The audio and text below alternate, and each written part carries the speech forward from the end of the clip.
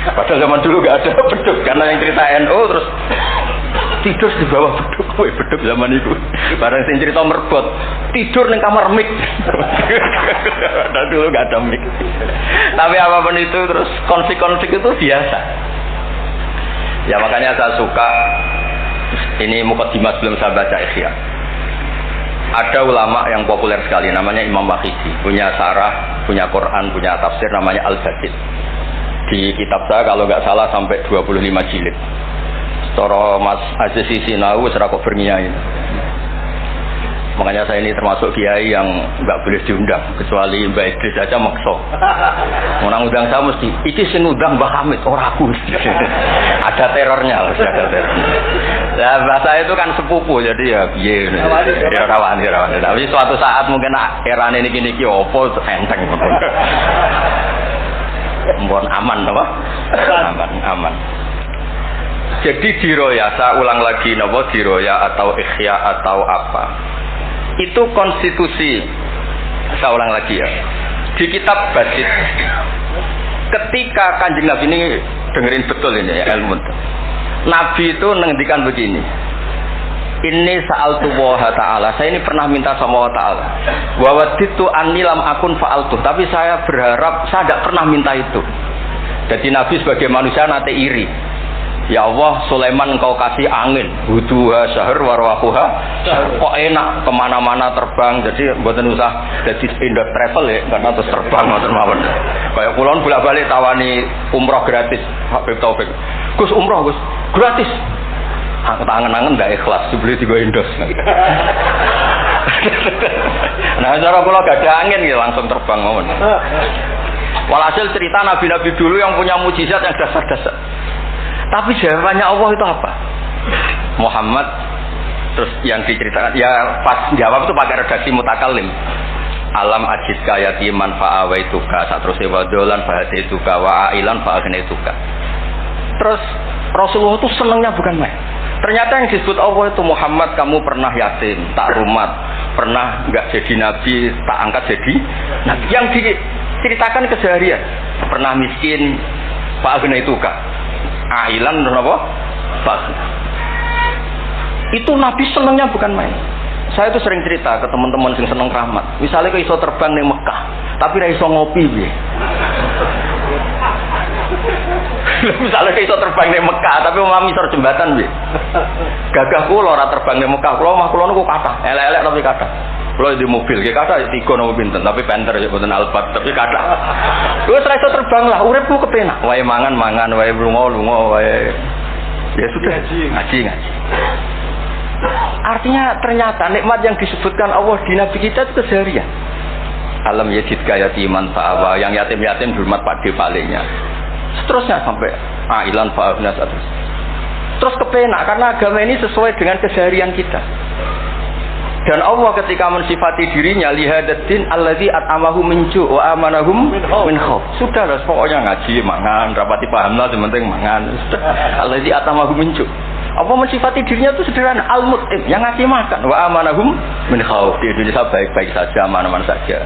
Kita ngaji agak ditangkap kita gini-gini ya. Ya sudah baik-baik saja. Dan itu yang paling disenangi Rasulullah sallallahu alaihi wasallam. Nabi ketika ditanya al-Islamil khairan ya Rasulullah itamu tu'am. So nggak Islam itu mangan-mangan ya Islam. Coba andekan kita bisa terbang ke Mekah setiap saat. Dulu wae mangan ra duwe, sumpek. Atau ora iso terbang tapi makan apa? Ada. Lancar. Dan itu luar biasa Nabi ngendikan. Kulo cocok. Ya selain ra iso terbang maksudnya. Tapi ini penting kalau aturaken supaya agama ini menjadi gampang. Sebab itu hadat din, saya sering cerita kemana-mana. Ketika hadat din cerita peradaban, saya sering cerita di banyak dosen itu sampai nangis saya cerita. Coba agama ini mensyaratkan iddah. Iddah itu kalau ada perempuan diceraikan suaminya atau tinggal mati, itu kan potensi ya. Ini misalnya Jumat mak. Kalau dalam kitab fikih kan tolak yang sunni itu fiturin lam yujami hafi. Ketika suci dan suaminya tidak jima. Misalnya kamu nikahi janda, malamnya dijima suaminya, paginya bentrok terus cerai. Terus kamu nikahi nggak ada iddah, terus punya anak yang nggak mirip kamu sama sekali karena produk awal. Produk awal. Konsolat wangil era karuan nak mangan wangil, Buwuli ora karuan. Ngundang kowe abah. Kayak apa? Tapi barokahnya iddah itu selesai karena orang yang boleh dinikah harus baroatur rahmi. Berarti Islam ini mensafaati sekian orang karena tidak terjadi ikhtilatul ansab. Kayak apa baiknya Islam? Diatur. Tabani juga sama. Saya pernah ditanya seorang dosen, Gus, kenapa Islam mengharamkan anak angkat? Yang diharamkan itu intisabnya, bukan anak angkatnya. Kalau kamu sayang, monggo. Tapi kalau anak angkat ini sampai lupa nasabnya, kemudian nanti ketemu saudaranya nikah, itu bahaya. Terus nanti sama saudara angkatnya megang-megang, dikira gak batalkan wudu, padahal ajnabi. Itu yang gak diinginkan Kanjeng. Nah, belum keangkuhan. Ya misalnya wonten tiyang tipe anak kok gaya, anak angkate Gus Batus lali keluargane. Lha bapake jenenge Parmen terus muni anakku ayo repot. Itu kan mendidik keangkuhan. Mendidik napa? Keangkuhan. Sehingga Islam ibtalut tabanni.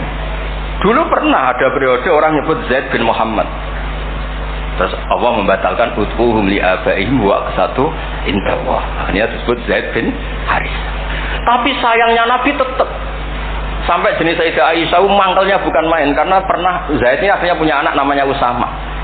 Niku nak jajar Sayyid Hasan, niku koyo gula kopi, sutok wireng, sutok putih kuwanta. Niku nak meler umbelen, Kanjeng Nabi kadang ngendikan niku lho apa CV orang Jawa kan ngerti. Sayyidah Aisyah gak gelem ngombele caireng kan gak enak. Jebule malah sing ngisi Kanjeng Nabi. Wih, mulyane Usama sing ngisi malah. Artinya sayangnya tetap tabaninya dibatalkan tapi sayangnya tetap. Kayak apa Rasulullah sallallahu alaihi wasallam.